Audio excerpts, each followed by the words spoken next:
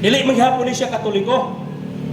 Former pastor o born again Christian o membro sa Kamakop o karon nahimo ng tigpanalipod sa simbahang Katoliko o Catholic Faith Defender Diocese of Tandag President o Vice President sa Catholic Crusade Ministry. Atong welcome from Tandag, Barubo, Agusan del Sur. Surigao del Sur. Del Sur. Surigao. Surigao del Sur, Barubo, Surigao del Sur. Brother Rosby Payudas Alihabo.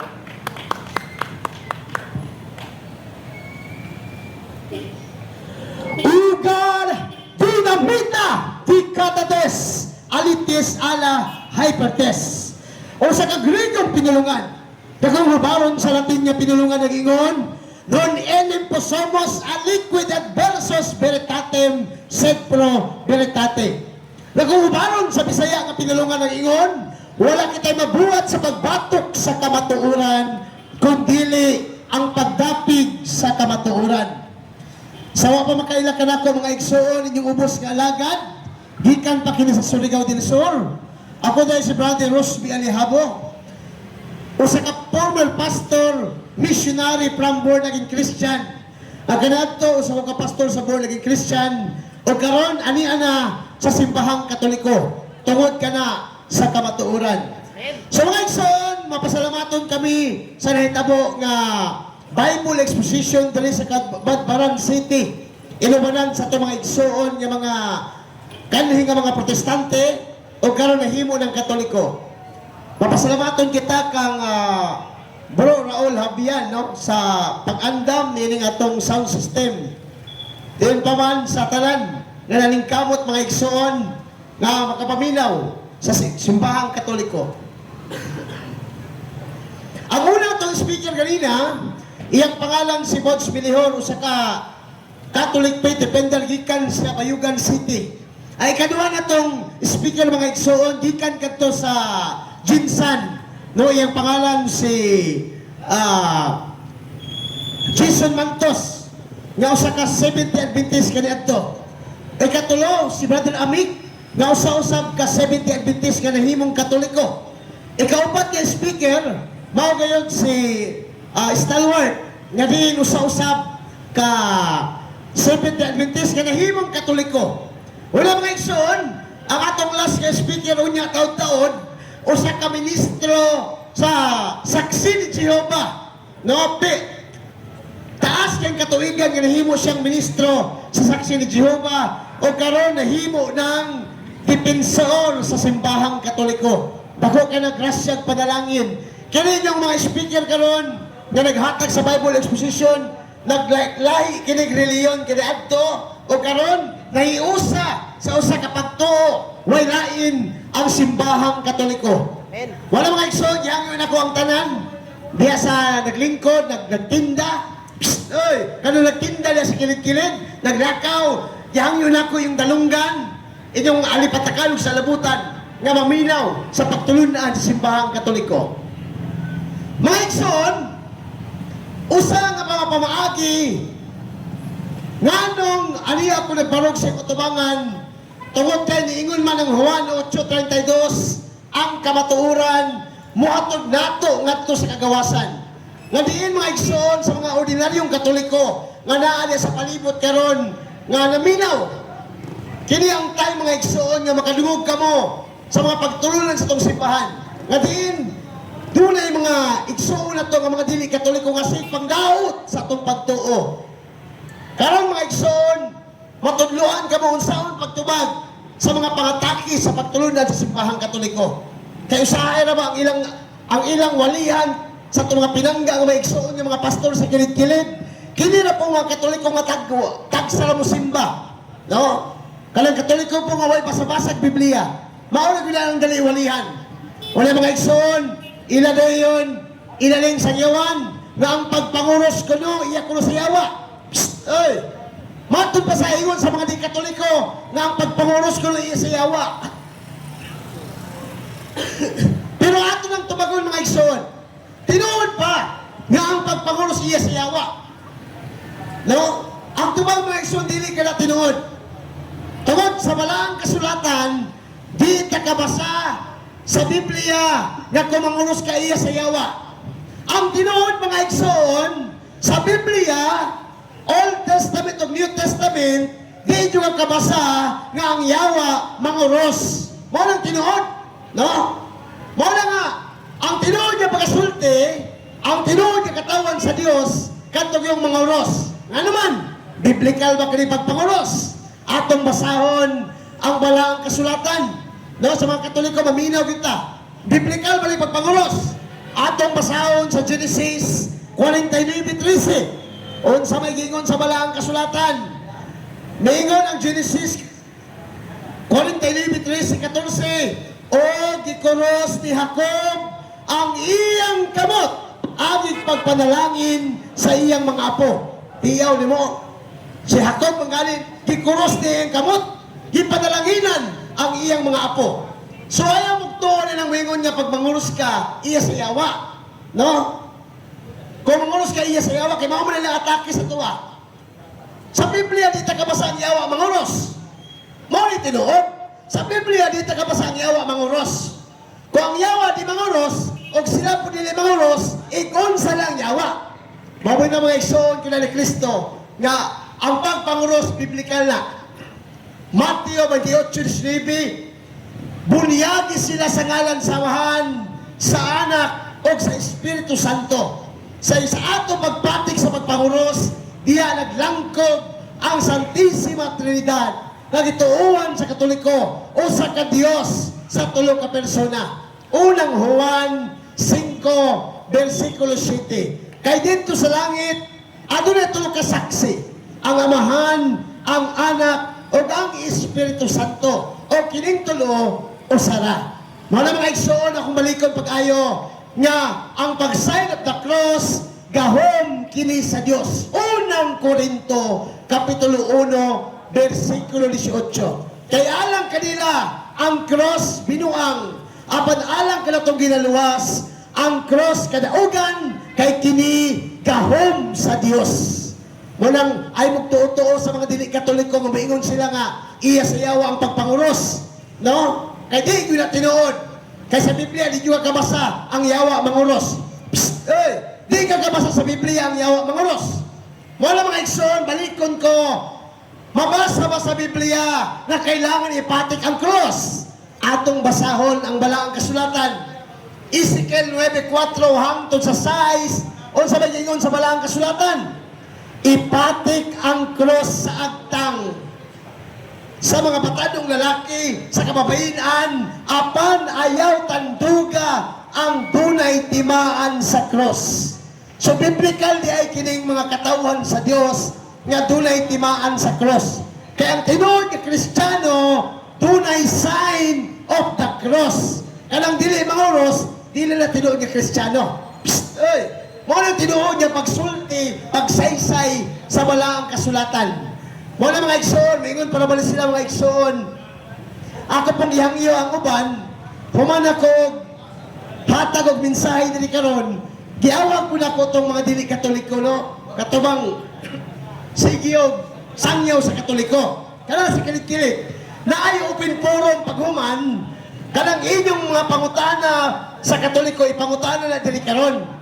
Ayaw na mo, sayang-sayang og panahon mo adto pa mo sa balay sa Katoliko. Balay-balayon pa yung Katoliko. Ayaw na. Naa naman may karon ang Catholic Faith Defender, Catholic Crusaders, mutubag sa inyong kalibog, may tungod sa pagtulunan sa simbahang Katoliko. Balikon ko giawag na ko itong mga dili Katoliko, na doon na mo'y kalibog sa pagtuong Katoliko. Ayaw na magsanyaw at itong mga Katoliko, wa po nagtuon sa pagtulunan sa simbahan. Dali mo na mo, kay kami nagtuon sa pagtulunan sa simbahan. Kung doon na mo yung mga mangutana mo niya, no? Libre yun ang pangutana. Libre mangutana.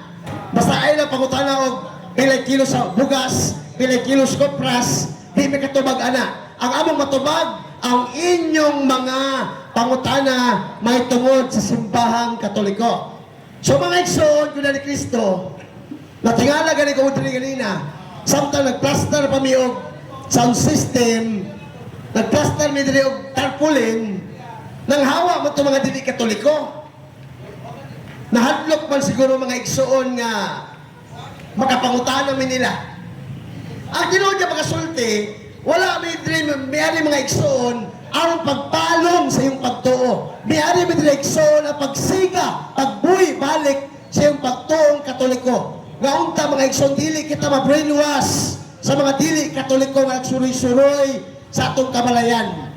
No? Unsa may trabaho sa mga dili Katoliko? Matod pa sa Roma 16:15, Titus 1, versikulo 10, ilang gilimbungan ang mga inosente, pinaagi sa malaming pulong o daghan ang nangalingla. So daghan yun ang nangalingla mga igsoon. No? Wali-walihan na mga basa-basahan, mga versikulo. Una sa gingon, sa Colosas 2:8, pagbantay ka mo sa lipat-lipat na pagtulunan na ginawali sa mga tao walay alamag, nagtuis sa pulong sa Ginoo. Mo na mga igsoon nga, pasalamat yun mi nga, bisan lagyo kaming lugar, niabot lang yun mi sa Kabadbaran City, alon, isaysay ang mensahe sa Dios. Mo lang doon Catholic Crusade, na krusada sa pagtuong Katoliko. Aon isaysay ang pagtulungan sa simbahan nga dugay na nag-iatake sa mga dili Katoliko. Mawit ang mga igsoon, kaning among pagsaysay din mga igsoon, dili ni amo-amo, kundi dili pinasupay kini sa Biblia o sa tulo sa simbahang Katoliko. Mawit tayo kanang sa kilid-kilid, libre yun mo mangutanaw niya taon-taon. Mangutana mo sa kalibog sa pagtuong Katoliko. Mao na mga igsoon, iawhag na ko, ayaw mo pangutana, ayaw mo pagbagutbot sa kilid-kilid. No? Kaya bisan manglakaw niya, magbagutbot pa mo. Dili dapat na magbagutbot kung sa ikalibog, mangutana sa pagtuong Katoliko. Wala mga igsoon, isip ng mga pastor kaniadto, karon nahimong Katoliko. Kami mga igsoon, mga pastor kaniadto, nahimong Katoliko. Aw na isaysay ang kamaturan nga usara kasimbahan. Episo 4, versikulo 5, nga kita doon na naman kita sa kapagtuo, o sa kabunyag, o sa kaginuo, o diya lamang sa usa kasimbahan, nga waylain ang simbahang Katoliko. Mamitaw mga igsoon, sakit magyud ang kamatuoran. Mamitaw kami mga igsoon nga, isip ng mga pastor, mga ministro, mga evangelist kaya ito sa laing-laing reliyon, nibalik sa Katoliko, masakitan yun ang among mga pinangga ng mga igsoon ng mga dili Katoliko. Labi na kanina sa kilid-kilid, pasensya ko mo mga igsoon, amo lang gisaysay ang among kinabuhi kaya ito nga dili mi Katoliko. Kaya ito ko subi mangdaot sa Katoliko. Pero karon naaalam sa Katoliko, amo nang gisaysay mga igsoon kaninyo ang kamatuoran. Juan 8:32, Veritas liberavit vos. You shall know the truth, and the truth will set you free. Wala mga igsoon kung na Kristo, usahay na ba, daghan ka atake ng mga di Katoliko. Paminaw mo ha, unsa may mga atake sa mga di Katoliko. Birahan na ito mga santos, kabantay mo. Sagyawan ta, kanito ito mga santos, San Señor San Pedro, San Pablo, mga Diyos ko no. Kaya nga naman, ilang basahon sa Biblia, Exodo 28. Ngayon, nag-ingon, doon mata, di kakita, di dalungan, di kadungog, mga Diyos ko no. Pero wala basa ang kinatibukan nga basahon sa balaang kasulatan. Sa Biblia, di juga kabasa ang larawan sa Santos Diyos. No? Kaya kung doon sa kapastor karon, kung doon sa kapastor karon sa ka-challenge, muhatag og isa kalibo, 1,000. Mutol sa tubangan karon, maghatag og sa ka-bersikulo lang, nga nag-ingon, nga ang larawan sa mga Santos Diyos. Kaya kung makabasa sa niana, muhatag og sa kalibo. Tubig. Muhatag og sa kalibo mga igsoon. Kung 2 ka bersikulo mahatag, muhatag og 2,000. Kung 5 ka bersikulo, si Brother Paul Aliman ay muhatag niya na. Amang presidente sa converted pastor. Mga igsoon, sakit maging ang kamatuoran. Nasa Biblia, dunay larawan nga giskutan, larawang gidili, o larawang gisugo. Kaning larawang gidili, larawan na ni Baal, Astarte, Milton, Diana, mao nang tinuod niya Diyos. Pero kaning larawan sa mga santos, dili mo na pwede mahimong Diyos. Ano man, mismo ang Diyos nagsugo nga ipabuhat na. Ezekiel 41:18-20. Ang bumbong sunod sa templo hangtod sa salug, gikulitan og mga larawan. Dagway sa tao, kirubin, palmira, kipalibot kinitibok templo kwadrado. Mabot ang mga igsuon nga, kini mga di katoliko sa basa-basa, wa po'y sabot-sabot. Balikon ko ha. Ang atong pinangga ng mga di katoliko, sig basa-basa, walay sabot-sabot. Nga naman, pati larawan sa mga santos, himog Diyos-Diyos. Pwede din na. Mga mga igsoon nga, sa mga dili katoliko nga sa kilid-kilid, kining krusada sa pagtuong katoliko, kaya ka mga dili katoliko, pagbantay mo ha? Ang mga dili katoliko, pag magsangyaw dili, pag humagpila sa katoliko, lakaw na yun. Pag humaglakaw, magpabilin magsibot. Walay open forum. Lai sa katoliko. Ang krusada sa pagtuong katoliko, pag humanog sangyaw, walay sibot. Walay sibot. Libre na. Unang Korinto 11:7, nakadawat ka mo. Ngaway bayad mo, hatag usab ka mo. Ngaway bayad. Di kayo magdadalag sibot. Katulad sangyaw mi ni Brother Paul Alimang at to sa friends. Tuwa nagdadalag sipot pag magsangyaw. Kasi pangayuan, katoliko. Katoliko na muhatag. Katoliko ang dauton, katoliko na po mangayo. Ang kalibong katoliko kapitok-pitok na pong mata muhatag po.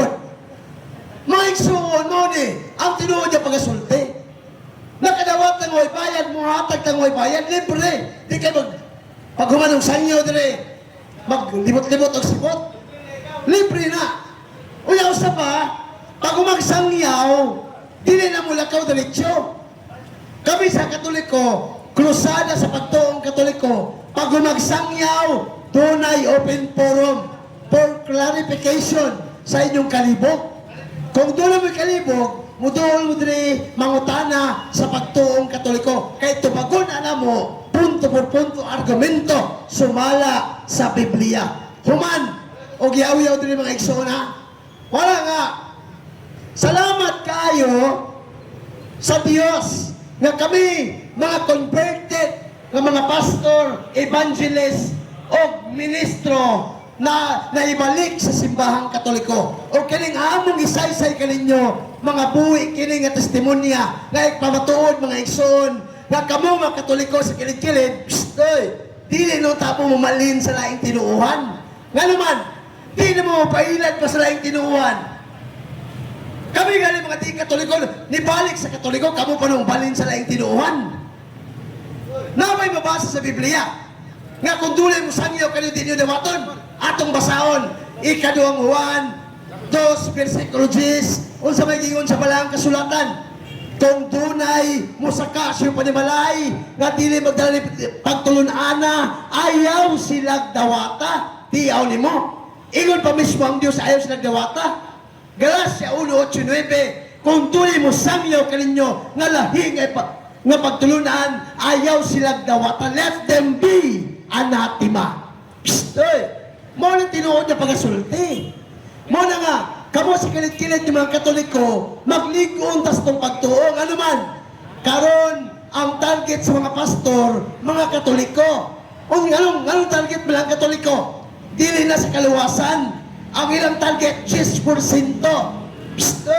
Labi na ka ng mga sa market, kaya gitawag nato ng mga sa kilid-kilid na mga igsoon. No, mga negosyante. Pagbantay yun mo, kaya kamo ko'y target anong atong igsuon yung mga pastor.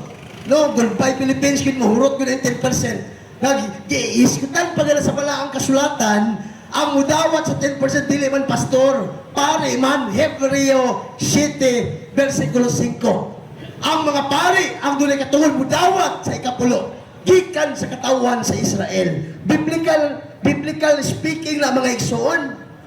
Mawitaw nga, o sa ka-challenge na po, kami sa Katoliko mag-challenge mi muhatagin mi. Kung tunay pastor karon o dili Katoliko, mudol dili karon, muhatag og verse sa Biblia. Nga ang pangutana, asa mabasa sa Biblia nga ang pastor gitagaag katuon mo, mudawat o ikapulo, 10%.